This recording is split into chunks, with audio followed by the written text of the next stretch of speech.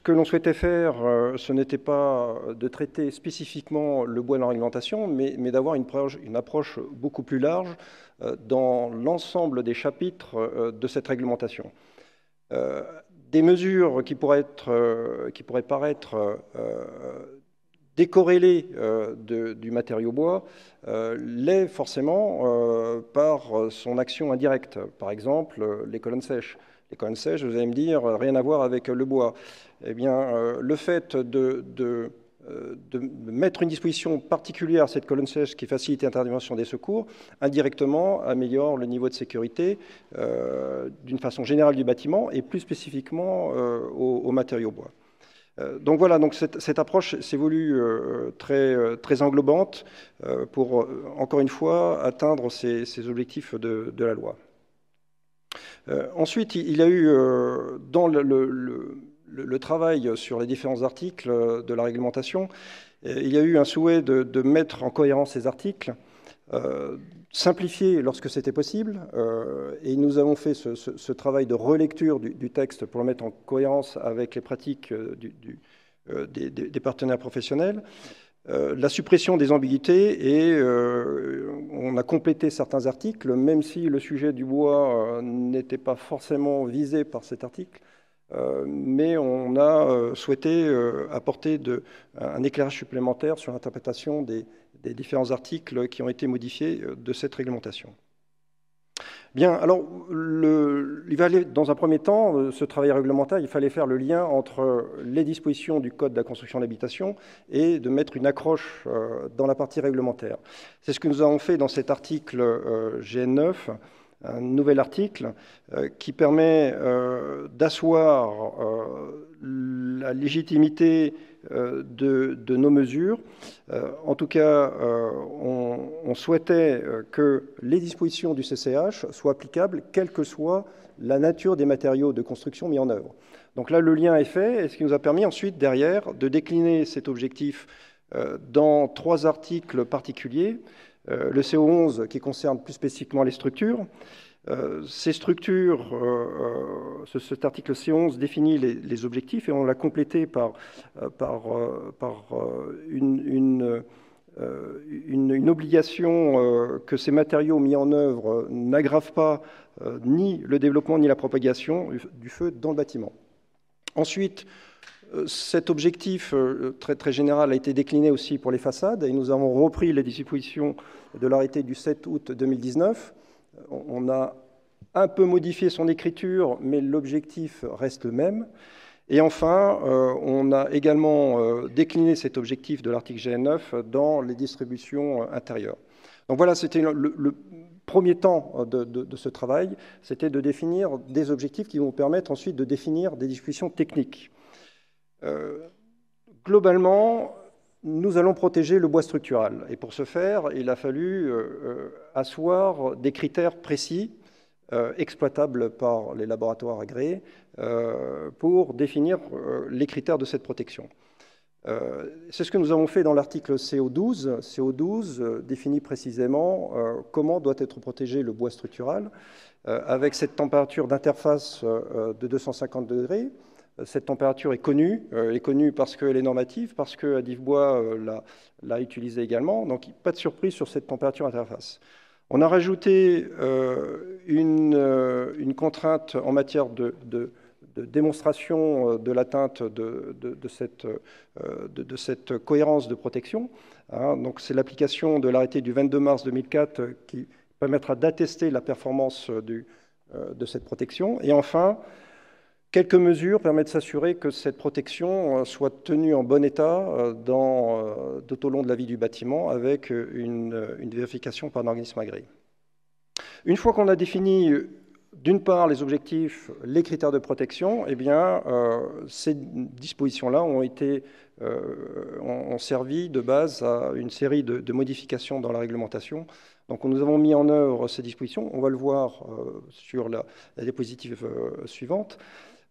Une petite attention sur l'article CO6 qui nous a permis de définir un certain nombre de termes, dont le bois non déalignant ou le bois massif, qui sont servis, que l'on utilise dans la suite de cette réglementation.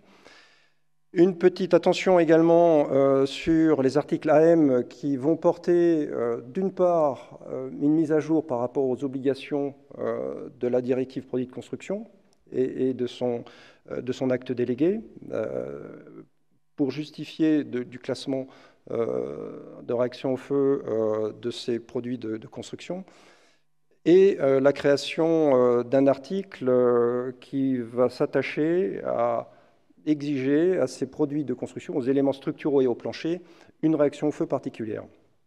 Dans le cas où cette réaction au feu A2, S3D0, S1, D0 n'est pas atteint, eh bien, cet élément structural devra être protégé.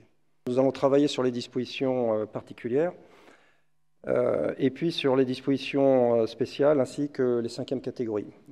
La plupart des documents de travail sont déjà élaborés pour les dispositions particulières. Nous avons encore un petit travail à faire sur les 5e catégories et les établissements spéciaux concernés par ces dispositions-là. Mais d'ores et déjà, vous avez quelques orientations des dispositions, des orientations fortes, quasiment stabilisées. Sur d'autres sujets, on doit encore faire un travail de rédaction. Donc, non pas, la réflexion se fait pas non sur le fond, mais plutôt sur la forme, de façon à ce que les dispositions que l'on souhaite diffuser soient le plus claires possible. Donc, on a un renforcement de l'isolement. Ce renforcement d'isolement avec une charge calorifique surfacique estimée à 1000 mégajoules par mètre carré. Au-delà, il y aura un renforcement de l'isolement par rapport au tiers. Alors les bâtiments, ce chiffre n'est pas pris au hasard. On a estimé que les bâtiments qui utilisaient massivement du bois structural dépassaient très largement ces charges-là. Voilà. Ensuite, les critères de protection, on en a parlé. Pour les bâtiments plus de 8 mètres ou les bâtiments avec des locaux à sommeil, le bois structural est protégé dans sa globalité.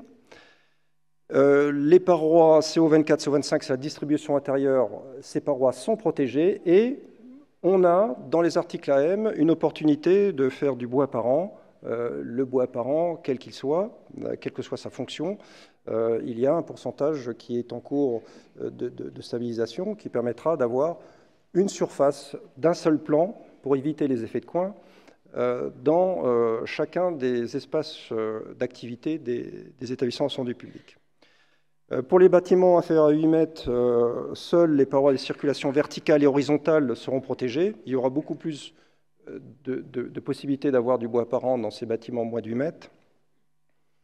Pour les façades de plus de 8 mètres, la façade sera classée A2, S3D0 ou une appréciation de laboratoire avec les alternatives que nous connaissons déjà de cet arrêté de 2019.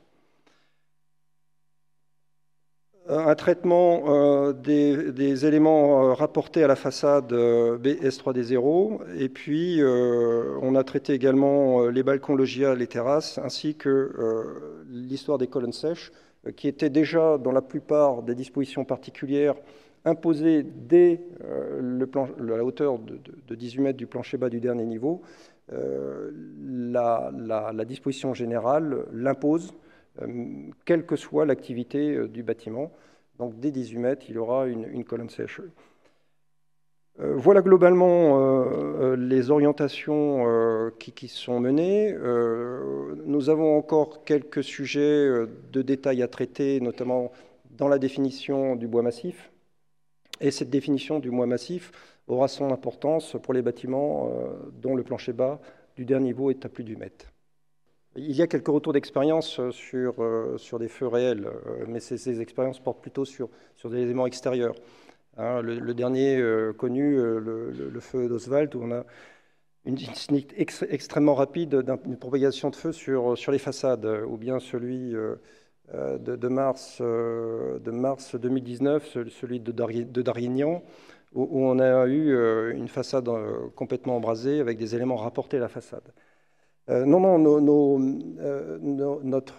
analyse porte principalement sur les retours d'essais, l'ensemble des essais qui ont pu être effectués, et qui mettaient en évidence que l'apparence du bois, en tout cas le bois apparent, avait des conséquences sur les températures et sur les gaz chauds. Non pas que les essais sur des structures ordinaires n'identifient pas d'élévation de température conséquente, mais ces délais de température élevés est plus longue. Donc on aura des feux plus longs, des intensités d'incendie plus longues. Ça, c'est un des points qui nous a incité à limiter le bois apparent dans les établissements d'incendie public. Il y a un autre critère qui a été mis dans la réglementation sur cette protection. Cette protection, en tout cas cette température interface, est assurée pendant toute la durée de la stabilité au feu réglementaire du bâtiment. C'est-à-dire que pendant la durée au feu, la stabilité au feu réglementaire du bâtiment, imposée à tous les bâtiments, on est certain que, sous condition des effets méconnus des feux réels, mais on parle bien d'une évaluation de ces effets thermiques, une évaluation qui s'appuie sur le corpus normatif. On est à peu près sûr que la structure ne pyrolyse pas. Ça, c'est un premier point. Et ensuite, le deuxième point que j'ai oublié, effectivement, le dimensionnement. Merci mon collègue. Le dimensionnement. On a rajouté un point dans cette réglementation qui prend en compte la protection pour le dimensionnement des structures, dimensionnement au feu des structures. Donc il n'y aura pas un surdimensionnement. En revanche, d'autres dispositions sont envisagées pour s'assurer que la résistance au feu résiduel de l'élément structural en bois non protégé assure un minimum de stabilité au feu. Il n'y aura pas de stabilité au feu résiduel. En revanche, on s'oriente pour les bâtiments pudillettes sur du bois massif qui, de fait, de par son dimensionnement à froid, permet de garantir un minimum de stabilité au feu résiduel en cas de perte de protection. Donc voilà, on a travaillé sur ce point-là. Un autre point qui est intéressant et qui est important de préciser, c'est que contrairement aux autres pays anglo-saxons ou aux pays européens qui imposent de l'extinction automatique dès qu'on s'élève au-delà de 8 mètres jusqu'à 15 mètres, on a systématiquement l'extinction automatique. Les dispositions qu'on propose aujourd'hui, c'est du bois apparent, du bois structurel en partie encapsulé, mais sans extinction automatique. On va attendre les campagnes d'essai en perspective pour pouvoir travailler avec l'extinction automatique et ouvrir plus largement cette réglementation au bois structurel apparent. Oui, bonjour, Philippe Monjaret, Ardel Le Bien Architecture. J'avais une question concernant la prise en compte des structures bois hybrides. Vous avez répondu en partie à ma question que j'allais poser sur le sprinklage, mais le bois hybride, pour l'instant, on a l'impression que ça rentre un peu dans la même catégorie. Est-ce que vous pouvez nous donner des précisions sur sa prise en compte dans la future réglementation? Je ne vois pas qui c'est qui pose la question. Là. Je suis là. D'accord. Ce que vous appelez le bois hybride, c'est le bois d'ingénierie, c'est ça? Oui, c'est les dispositifs avec des poutres bois, béton ou les dalles opportunes, enfin tous les éléments qui sont hybrides, mixant bois et béton par exemple. La réglementation que l'on vise permet de prendre effectivement d'autres matériaux dans cette protection au feu. Il y a une disposition qui a été travaillée avec les laboratoires pour permettre de prendre en compte des températures de perte de masse, des températures liées à la perte de masse sèche, donc qui est spécifique à chacun des matériaux qui peut être mis dans la construction. On a précisé que pour le bois, cette température-là est à 250 degrés. Donc il s'agira pour les autres matériaux composites de se rapprocher de cet objectif pour démontrer que cet élément structurel qui doit être protégé aura une température en adéquation avec l'obligation de la réglementation, à savoir les 5% de perte de masse sèche qui sera tolérée. Oui, alors j'imagine, j'espère que l'on a pris tous les matériaux combustibles qui peuvent être utilisés dans les éléments structuraux. Si ce n'est pas le cas, il va falloir faire remonter vos observations via la consultation LRJ que l'on va entamer fin du mois. Le Gen 8 n'est pas impacté. Nous avons travaillé plutôt sur les EAS, les espaces d'attente sécurisés, pour lesquels on souhaite exclure le bois parent. Et il y aura vraisemblablement une incidence. Je dis vraisemblablement parce que c'est un des sujets sur lesquels on doit encore réfléchir, une incidence sur le bois parent. Plus globalement, le bois parent structural. Voilà, il y a des dispositions effectivement qui permettent de prendre en compte les espaces d'attente sécurisés qui vont forcément en aggravation des dispositions que l'on vient de partager, puisque la personne dans un espace d'attente sécurisé est obligée d'attendre l'intervention des secours pour être évacuée. Voilà, et on a ce sujet-là aussi en type J et en type U. Type J, les maisons de retraite et les milieux hospitaliers, où la stratégie n'est pas d'évacuer, mais de faire un transfert des malades vers des zones sécurisées.